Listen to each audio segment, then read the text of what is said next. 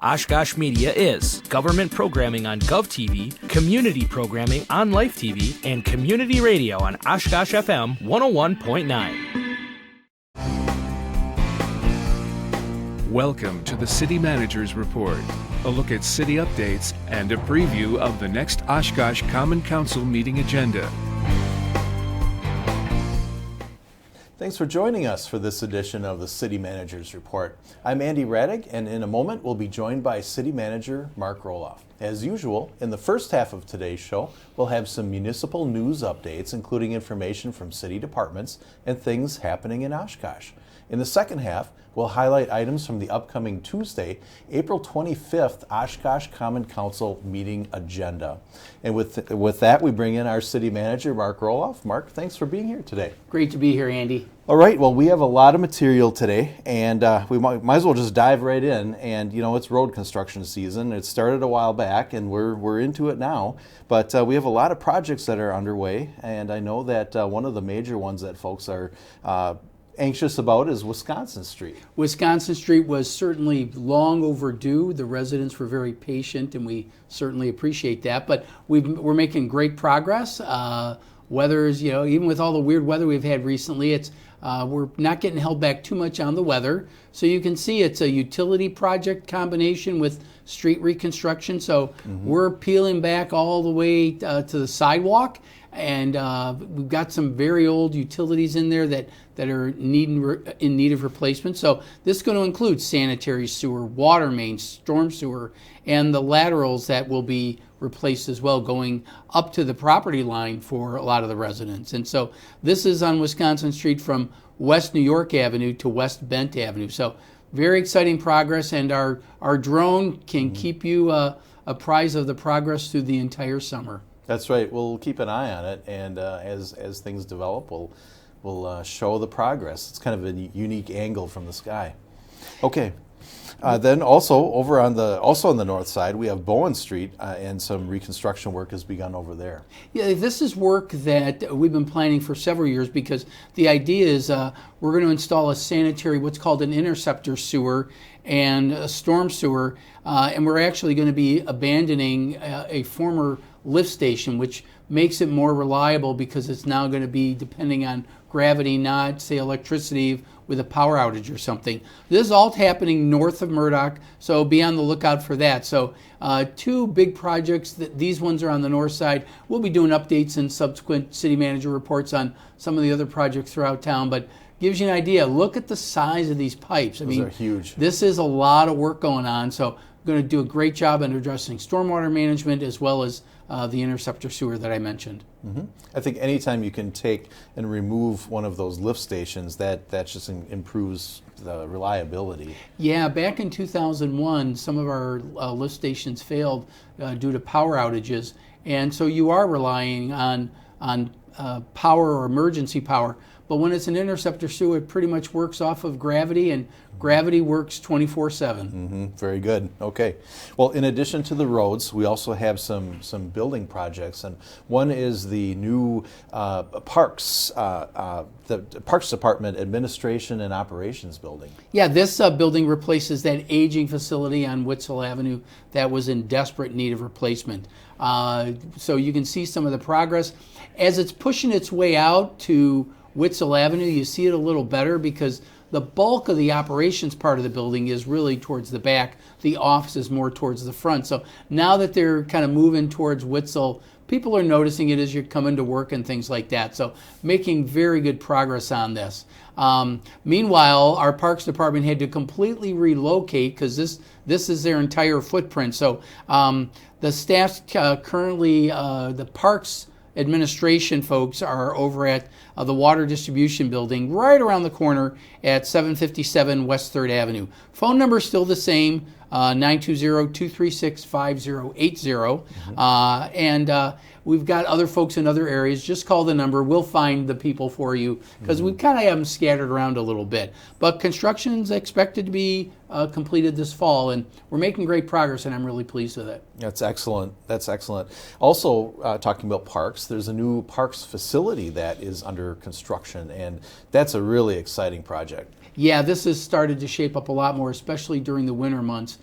We had a kind of a bumpy start to this. There was some concrete that didn't meet our standards, so they had to redo it. And I know that was a lot of questions on social media about that. But now that it's springtime, you can see that the roof's on, and they're really starting to make some great progress. This is going to be a year-round facility, so this will be enclosed in a certain part, but those glass doors and everything will be able to come off, so during the summer it'll be an open air pavilion. So we're excited that it's going to be four-season capability. And this building is also projected to be completed this fall. So I think we can start planning for summer of '24 with having some great summer picnics out there, but if we're done by fall, we'll also be able to have some great winter events. Sure, and what a beautiful location for that as well. So we'll be excited for that. We just would like to remind folks also that you can sign up for emailed construction updates for those road projects. If they're in your neighborhood, or even if they're not, you can get those email updates. Those can be found on the Hot Topics section of the city's website. Just click there, and then you can sign up for whichever one that you'd like to follow. Also, there is a new construction updates and traffic restrictions webpage, and that is also linkable through Hot Topics. And that's a brand new service, and you can find all of the projects that are happening around the city, and then get updates there. So definitely look for that one, and right there, traffic construction updates and traffic restrictions, and that will give you a lot of information all in one stop. So, okay, another topic we want to get to, Mark, is we've had some questions whether Nomo May is returning for 2023 in Oshkosh, and it is. Yes, it is. Council recently reapproved it, and so this is that conservation initiative that encourages people to mow less or not at all during the month of May, to encourage our bees and pollinators to survive.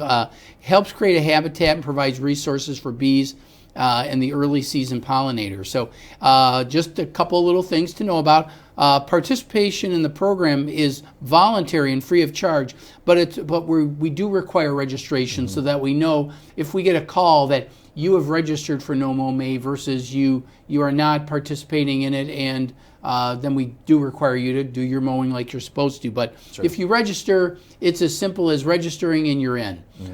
So properties that haven't registered will be subject to regular penalties for long grass or weeds. So the deadline to register is April 30th. So that's also in our Hot Topic session, and we encourage people to check it out. And if you want to participate, we had over 600 people last year, so we're hoping to do even better this year. Sure, and there's more information available there on the website. So sign up and register if you are interested in Nomo May. All right, the Oshkosh Police Department, we just wanted to make note that there's been a little bit of a change in traffic enforcement of I-41, and now our Oshkosh Police Department will be patrolling a certain area over there.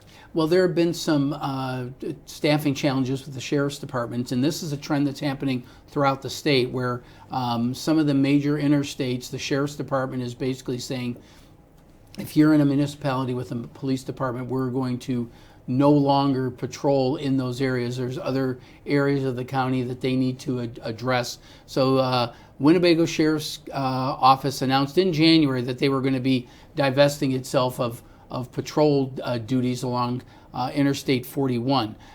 Through our discussions with the Sheriff's Department, we clarified what that area is going to be, and pretty much it's going to be from just south of Waukau Avenue up to and through the interchange at State Highway 21 or Amro Road. This won't include the Butamore Causeway. That'll still be the responsibility of the Sheriff's Department because that's not entirely in the city. So our police department's transitioning into this role, and they're going to take primary responsibility for this area beginning July 1st. So you'll see that slow transition, and then we'll be taking over responsibility. Okay, all right, good thing to note. All right. Then we also are welcoming a new city clerk. We wanted to make note of that as well.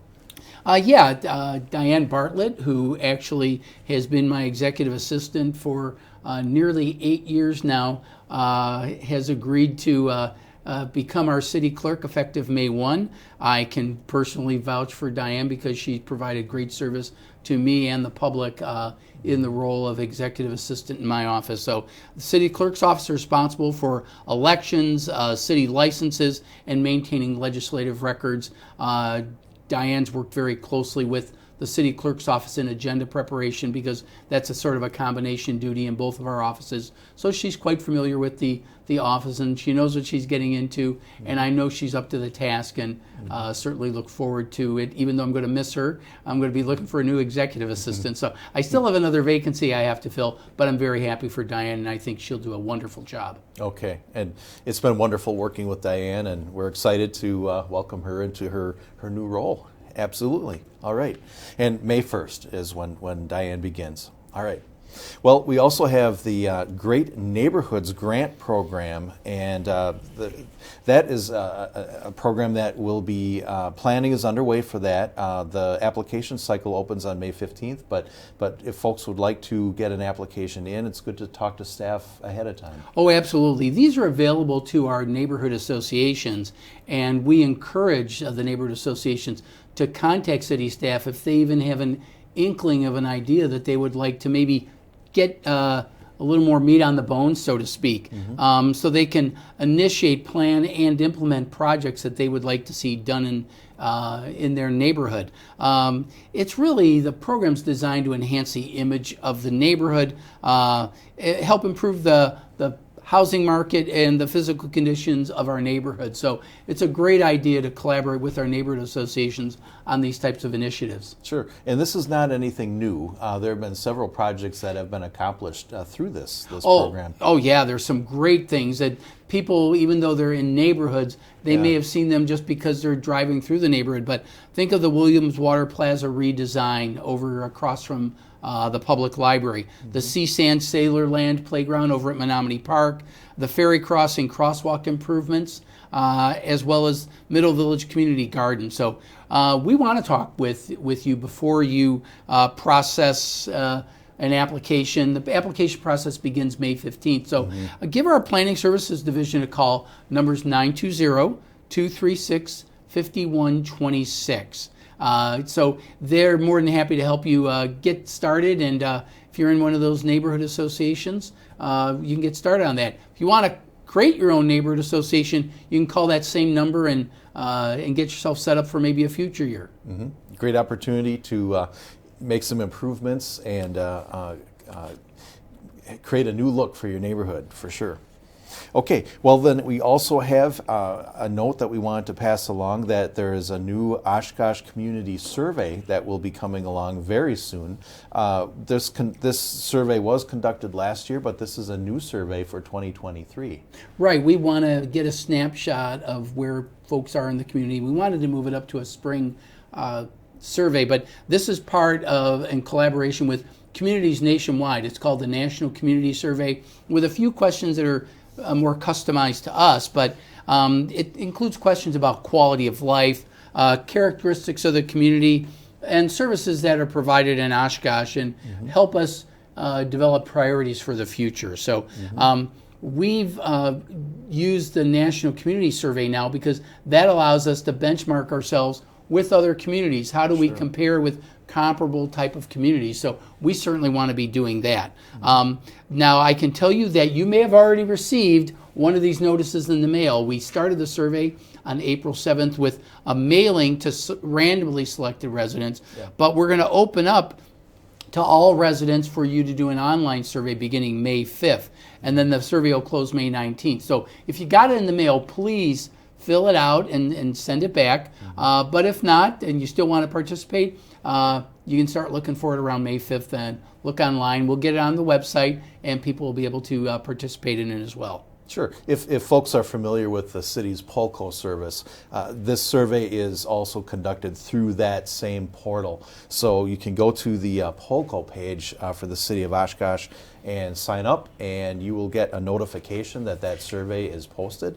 But also be aware there will be a lot of promotion and publicity coming around here to remind folks that the survey opens on May 5th, and we encourage all residents to participate and take the survey. More information to come on that. Okay, then we also wanted to point out that the Oshkosh Fire Department has a lot going on, and a lot of this is illustrated in their annual report that was just posted on their website. Yeah, the report has oodles of information about the operations of the Oshkosh Fire Department and the services they provide for our community. You're going to see about some of the accomplishments as well as some recognition of some staff. Our employees of the year for last year were from the fire department. Mm-hmm. They're appropriately highlighted in that as well.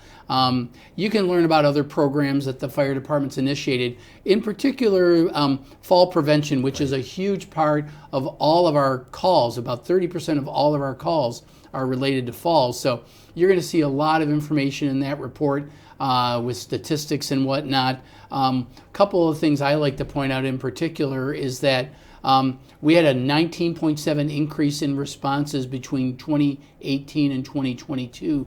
And if you notice from this chart, for the first time in our history, we exceeded 10,000 calls in a single year. Mm-hmm. And that covers all of the different things. But you can see that falls, it says here 19%, and there's another category of other falls that gets us into 30%. So there are a lot of calls that we respond to. But you see the variety. Most of it has to do with our EMS division, but you can see there's a lot of other things that we do to address issues in the community. But 10,000 calls is an awful lot of calls, so please understand that our folks are very, very busy. Absolutely, right.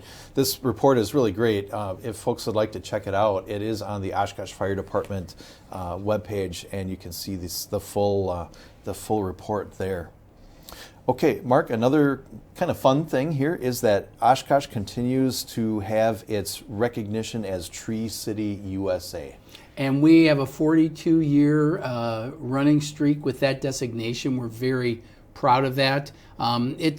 This designation provides actually some resources to the city, and it demonstrates our commitment to teaching the community about the importance of an urban forest and attention to tree care. So we're going to be celebrating Arbor Day, and that's part of our Tree City USA designation, that we do something on Arbor Day. This year we're going to be part of a school program at Franklin Elementary. Again, that's going to be April 28th. There's going to be a program that includes tree planting for the students to participate in. Typically, they get a little sapling tree to take home with them, and the program is going to be recorded and available through Oshkosh Media. So we're real happy to be working with the National Arbor Day Foundation on this initiative. Sure, and watch for more information about that program being recorded, and that will be shown. You can check that out after that happens. Okay, then also just a seasonal thing, Mark, we have our annual spring cleanup, which is kind of like a brush week, except it's like 3 weeks straight of brush week. Well, we know that we have a lot of people who have been collecting a lot of stuff in their yards and want to get rid of it, and we'll collect it from your yard. So the annual spring cleanups from April 24th to May 12th. It'll be on your regular garbage collection day. So we have that extended brush collection schedule to help residents just get rid of their yard waste. And what we're talking about when we talk about brush is tree branches, leaves, hedge clippings, and garden debris. We ask that there be no grass, dirt, root balls, or stumps. But the brush should be put in biodegradable bags, as you can see on the photos there, or bundled and tied. We got lots of information on our website, so take a look for those details, but just keep the dates in mind starting on April 24. Okay, all right. Well, Mark, why don't we just turn right into the Oshkosh Common Council agenda. That agenda is for the upcoming Tuesday, April 25th Oshkosh Common Council meeting. And let's just take a look right into it and see what we have coming up for that meeting. I know at the very beginning of the meeting we have actually an open council seat, and so we have several individuals that will be giving presentations to hopefully be appointed to that seat. Yeah, well, when Mayor Mugarauer was elected to the mayorship, his vacancy created this. So we're going to have a number of candidates that will have an opportunity to make a 5-minute maximum time presentation to the council, followed by some questions from the council. The public also has an opportunity to make any comments on behalf of a candidate. And after that, then the council starts a process of narrowing down the number of people. We need 4 votes for a single person to get elevated to that council seat. So if no one receives 4 votes the first round, then they do subsequent rounds until the council makes a decision. So it'll probably take a full hour of the meeting with the number of candidates and the back and forth with questions and discussion by the council. So it'll be a good part of the meeting on Tuesday, but it's part of getting that 7th person. So with only 6 people, the potential for a 3-3 vote is there. So it may take a little time to get it done, but that person will be immediately sworn in and seated at the meeting. So we're giving all the candidates a little copy of the agenda so they can study up, because we got a pretty hefty agenda on Tuesday night. Sure. So then this person that's sworn in actually is able to vote that same night at that meeting? That same night. It's actually the first night of voting for all of the new council members. Okay. So that's why we're going to give all the candidates a copy of the agenda or access to it so they can study up, because they may be voting momentarily. Okay, very good. Should be an interesting process to watch. All right, then we also have a presentation from Ehlers. They will be giving a presentation about some of our debt that relates to general obligation and utility debt.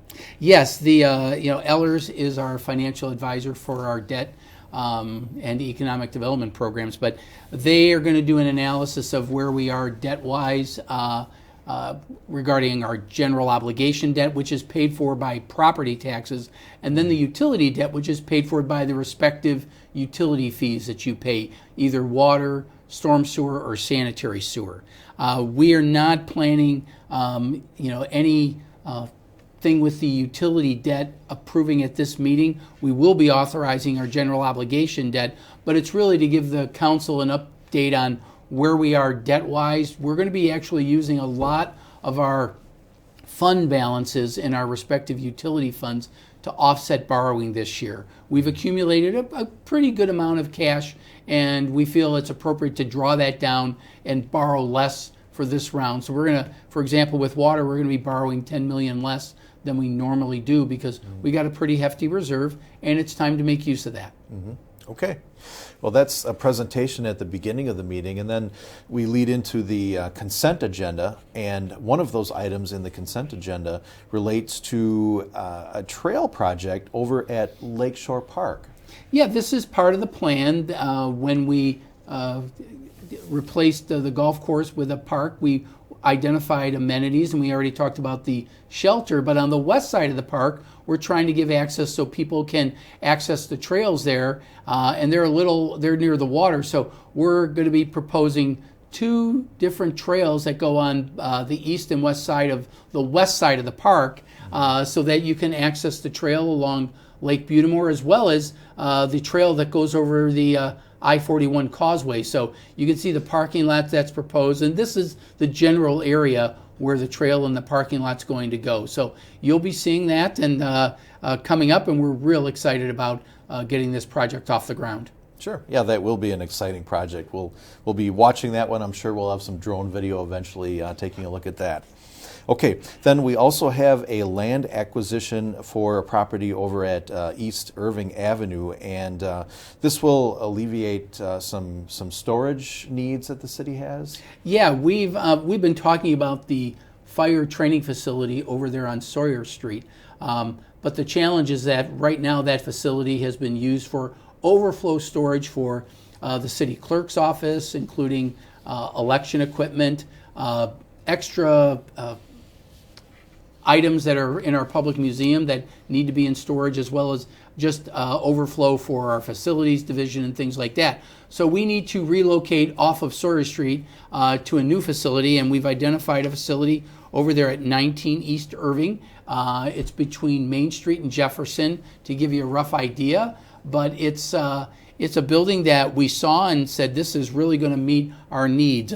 For those of you who've been around a while, it's the old electronic services industry building, and we think it's going to meet all of our needs for for those departments, and particularly for testing of election equipment. It'll be secure there, but accessible, because when we test equipment, the public has a right to go see it get tested. This will be a little more accessible for people to be able to do that. So we're excited about this. And then once this is done and we get the police department out of Sawyer, then our fire department can start developing that facility into a training facility, and that'll take a couple years for that to get done. Okay, all right. A lot of shuffling going on there. Yeah, a little bit of shuffling, but I think it's going to be overall a very good project. Okay, all right. Part of the plan. Okay. Then we also have under the consent agenda, you can tell we're getting into summer here because there are quite a few special events. And just to highlight just a few of those, we have some music events. One is Music on Maine, downtown Oshkosh, and some events located in Opera House Square. Yeah, the Downtown Business Improvement District actually has two different programs. The Music on Maine is actually going to be late afternoon in August and September in Opera House Square. The idea is to encourage people to come down and give them a little entertainment in the process, so we're real happy about that. The bid also does one called the Live at Lunch series, and they've been doing that for a number of years. The Grand Oshkosh is also part of that as well, but they use Opera House Square and Market Street for that series, and that's June through August. So they try to spread it out through the summer and have a little bit of excitement with all of those. Mm-hmm. And then there are two more ones that we're just highlighting. Some people are very familiar with a lot of them, but of course, the Waterfest series that starts in mid-June and runs through late August. This is the 37th year. And they bill themselves, and I agree with this, Wisconsin's best community concert series. And we're so happy that we're partnering with the Oshkosh Chamber of Commerce to make the facility of the Leach Amphitheater available. You can check out their details for their series on waterfest.org. I know they got a whole series of bands coming in for the summer. Mm-hmm. And then lastly, we want to talk about another special event. It'll be the second annual Oshkosh Jazz Fest, 400 block North Main Street. We closed off the street last year. Very successful, so much successful so that they're coming back for a second year. It's going to be on August 26th. So be on the lookout for promotions on all of those events as the summer starts to approach us. Absolutely. A lot coming up. And then we also wanted to talk about an item under new resolutions, and this is over at the, it's called the Milan, Maine project, and people might be familiar with that. This is the Sawdust District project that's been talked about for a couple of years now. We got a proposal, and the Redevelopment Authority awarded it to the T-Wall development out of Madison, and these are some renderings of things that they're planning to do. But they are getting some support from Tax Increment District 43, and we had to work through a bunch of lease agreements and development agreements to make this all happen. The real trick is that it's going to be done in 3 phases, so we wanted to make sure that we had proper protections so that the developer completes all 3 projects, and there'll be some financial disincentives if that's not done. But we're very excited that T-Wall Enterprises is getting this done. You're going to see some wonderful development occurring over there. Mixed use, a lot of residential and some commercial as well. And they want to get started, and this agreement will get the ball rolling on that. And we're very proud to be able to do this in the Sawdust District. I think it's going to be a wonderful addition to our south side of the downtown. All right, and that's another project that we'll keep an eye on as it moves along here for sure. Well, Mark, I think that's about all the time that we have for this show today. Many thanks for joining us today and for filling us in. Always a pleasure, Andy. Thanks. All right, thank you. And thank you for joining us again today. Again, that Oshkosh Common Council meeting is at 6 p.m. this Tuesday, April 25th at City Hall, which is at 215 Church Avenue. You can watch that live on GovTV, which is Spectrum Channel 10, UVerse Channel 99, and streaming on YouTube and OshkoshMedia.org. Or you can always listen to it on the radio, which is Oshkosh FM 101.9, and you can stream Oshkosh FM on the TuneIn Radio app for phones and tablets. And you can always use your favorite streaming device for your television, including Roku, Amazon Fire TV, and Apple TV. Just search for the Oshkosh Media app and you can stream the program there. Again, join us in 2 weeks for another City Managers Report, and thanks for watching us today.